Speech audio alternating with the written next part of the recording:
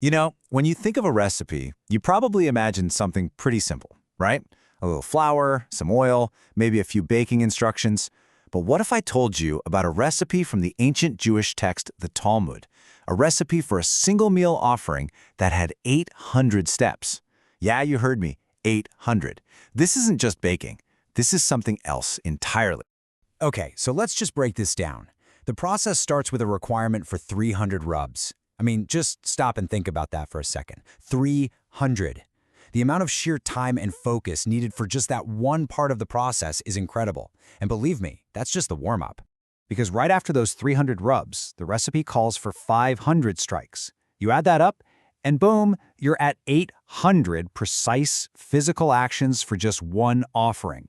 We've moved way beyond a simple recipe here. This is an incredibly intense, meticulous procedure. And this, of course, brings us to the big question. Why?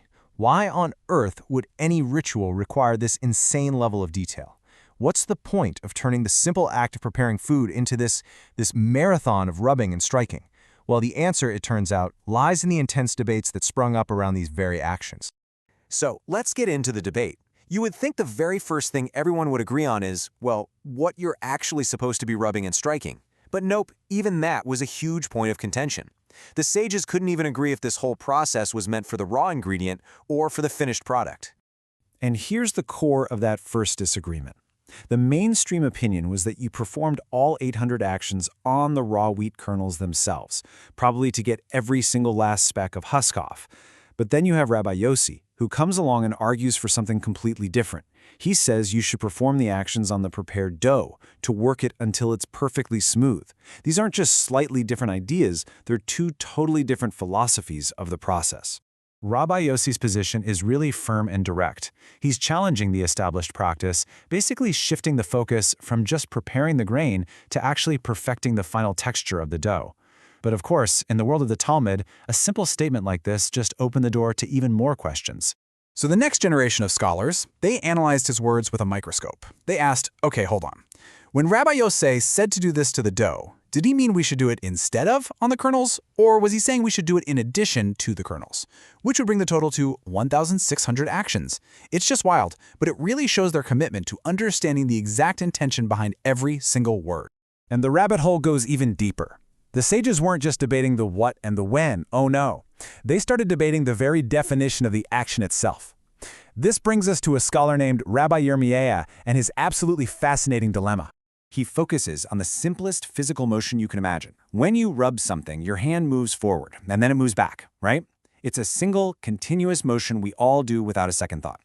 But for Rabbi Yirmiyahu, this simple little motion contained a huge, profound ambiguity. And here it is, his brilliant question. Does that single back and forth motion count as one rub? Or is the forward motion one rub and the backward motion a second rub? The answer would literally double or halve the amount of work required. The level of precision they're seeking here is just mind-boggling. So what was the answer? Did they figure it out? Well, this is where we run into a really powerful and unique concept in Talmudic thought, tiku. It's an Aramaic word that essentially means the question stance. It's what's used when a dilemma has no definitive resolution. The debate itself is preserved, but no final verdict is ever given. And that was the official conclusion to Rabbi Yirmiyahu's question. The dilemma shall stand unresolved. This is so important.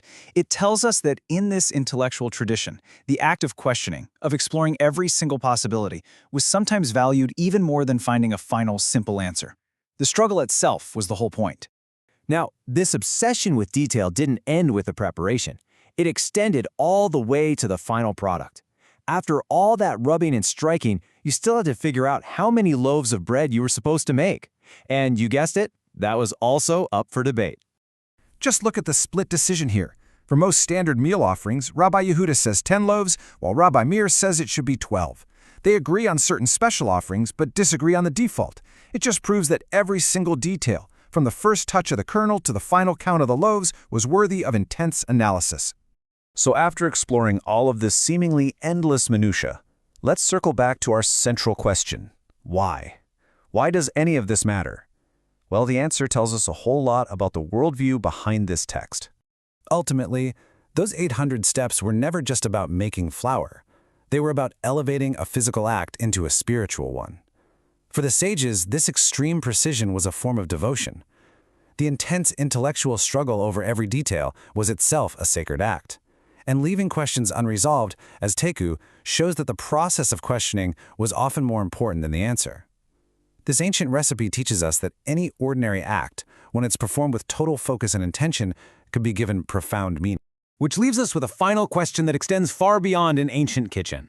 At what point does our own attention to detail, our own focus and care in an ordinary task, whether it's cooking or crafting or just listening, transform it from something mundane into something meaningful, maybe even sacred?